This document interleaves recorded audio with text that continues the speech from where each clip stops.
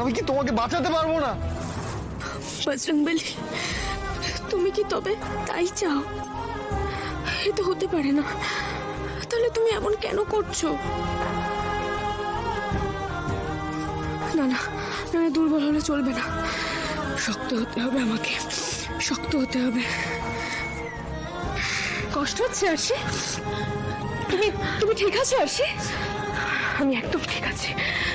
সাক্ষ্য সাক্ষ্য, তুমি এভাবে ভেঙে পড়ো না প্লিজ, কিছু একটা করতেই হবে, আর জানলে চলবে না। কি করবো আরশি, কি করবো বলো?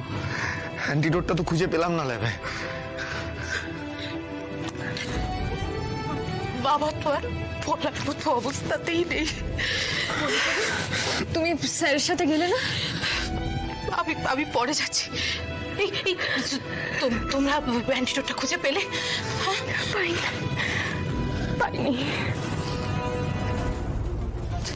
এবার কি হবে, কি হবে? বাবাও তো আমাকে কোনো রকম করলো।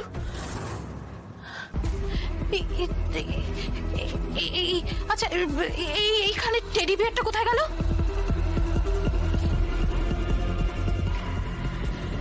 Teddy bear? হ্যাঁ, এইখানে একটা টেডি বিয়ার ছিল। আমি টেডি বিয়ার ভীষণ ভালোবাসি, বাবাও ভালোবাসে। ওই আমার প্রথম মাসের ইনকাম দিয়ে আমি বাবাকে একটা টেডি বিয়ার, একটা ঘড়ি কিনে দিয়েছিলাম। ঘড়িটা বাবা শোকেসে রাখতে না, টেডি বিয়ারটা ওই টেবিলে রাখতে। কিন্তু টেডি বিয়ারটা কোথায় গেল?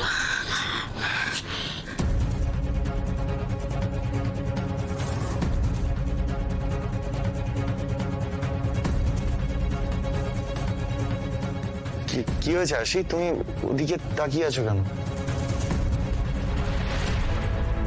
ওমা, এই জানলাটা খোলা কেন? এই জানলাটা তো খোলা থাকে না।